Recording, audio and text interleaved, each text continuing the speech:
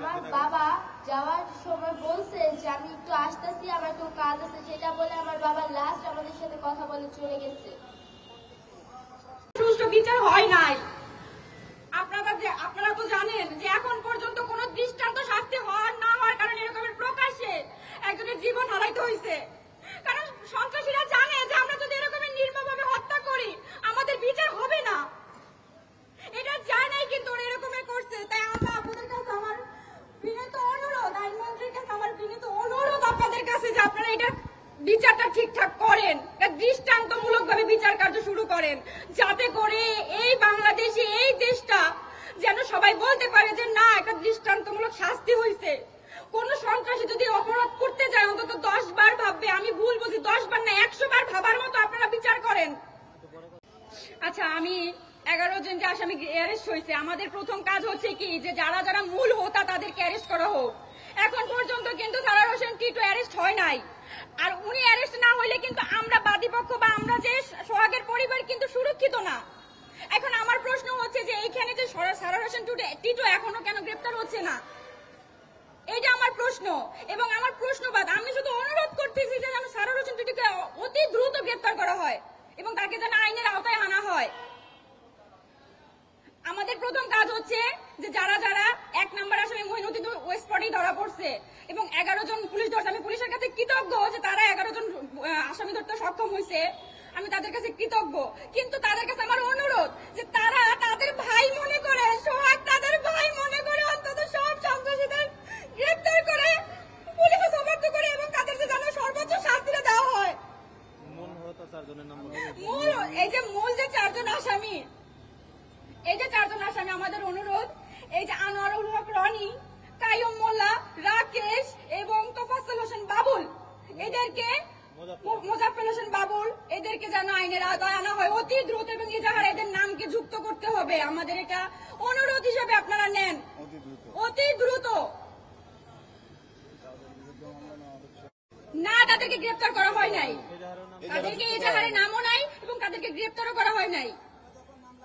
হ্যাঁ, নাম দিয়েছিলাম, যুক্ত করেনি। হ্যাঁ ছিল, 13 জনকে 23 জনকে আসামি করে একটা এজাহার তৈরি করা হয়। পরবর্তীতে 19 জনের নাম আসে এবং এই 4 জন কোথায়?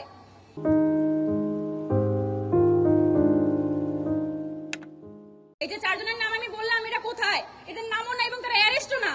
আপনারা যদি এখন আপনারা বলতে পারেন যে এখানে যে 4 জন, আপনি কিভাবে বুঝলেন এরা সম্পৃক্ত? আমি আপনাদের বলতেছি যে এদের যে যারা যারা যেখানে থাকে তাদের এই যে রাকেশ, এদেরকে সিসিটিভি ফুটেজে আপনারা অবজারভেশন করেন, এদের সাথে যারা যারা আমার মামাকে মারছে তাদের সাথে গভীর সম্পর্ক এবং আমার মামাকে কিন্তু মারার 2 দিন আগে থেকে এদের পরিকল্পনা হয়েছিল এবং তোফাজ্জল হোসেন বাবুলের অফিসে কিন্তু এটা আপনারা একটা নিউজ করছেন। তোফাজ্জল হোসেন বাবুলের অফিসে বসে এটা হত্যাকাণ্ড তাদের পরিকল্পিত হয়েছিল, পরিকল্পনা করা হয়েছে। এটা আমি জানি না, আমি এটা জানি না। এটা হচ্ছে আমি সেটাই বলতেছি যে আপনাদের অনুরোধ, প্রত্যেকটা মানুষের আমার মামাকে ভাই মনে করে, সন্তান মনে করে আপনারা অন্তত এই কাজটা করেন।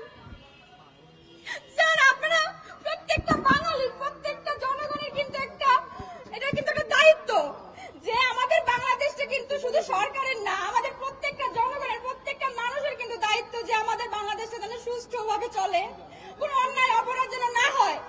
আজ আমার ভাই, আমার মামা শেষ হয়েছে, ওর বাবা শেষ হয়েছে, আপনাদেরকে হবে না, এটা কি কোনো গ্যারান্টি আছে? তাইলে আমরা কি করবো? প্রথমত আমাদের একটা দৃষ্টান্ত শাস্তির দরকার।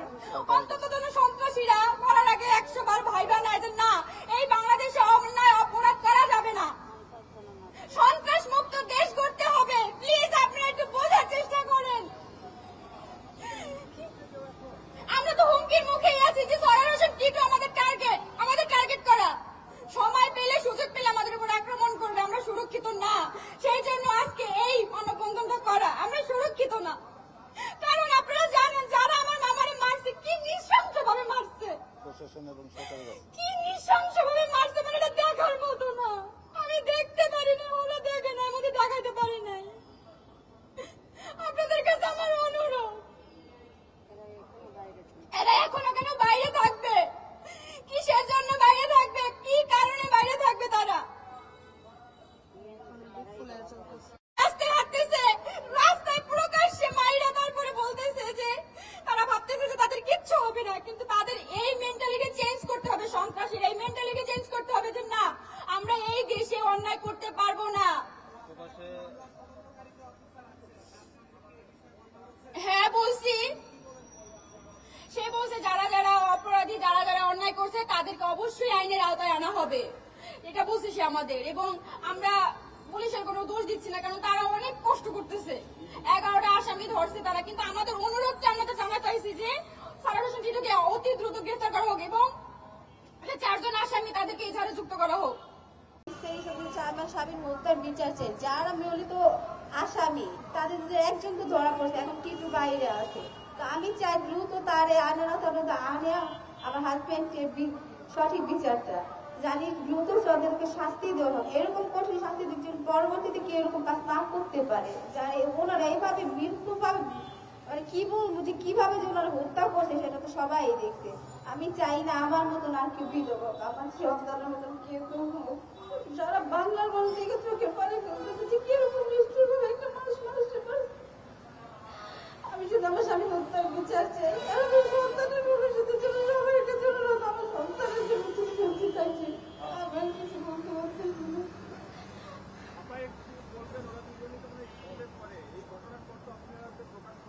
জি না, এখন তো অনেক কষ্ট হতেছে, এখন দোকানপাট খোলাও হয়নি, এখন অনেক কষ্টে আছি, ভয় দোকানপাটও কেউ খুলতেছে না, কে যাবে এখন? আমার হাজবেন্ড ছাড়া তার কেউ দেখান, আমার ছেলে ছোট, কি করবো এখন? আমরা সব অর্থনৈতিক সংকটে আছি, আমরা খুবই কষ্টে আছি, আমার ছেলে মেয়ে স্কুলে পাঠিয়ে দিতেছি না ভয়ে, আমরা বাইরে বেরোতে পারতেছি না, দোকানে কি খুলতে পারতেছি না, আমরা খুব চাপের মধ্যে আছি। ফোনে ছেলে কি ফোনে বলেনি যেরকম ভাবে, কিন্তু আছে আতঙ্কের মতো যে আমাদেরকে টার্গেটে রাখা হয়েছে, যার জন্য ছেলে মেয়েদের আমরা বাইরে বেরোতে পারতেছি না।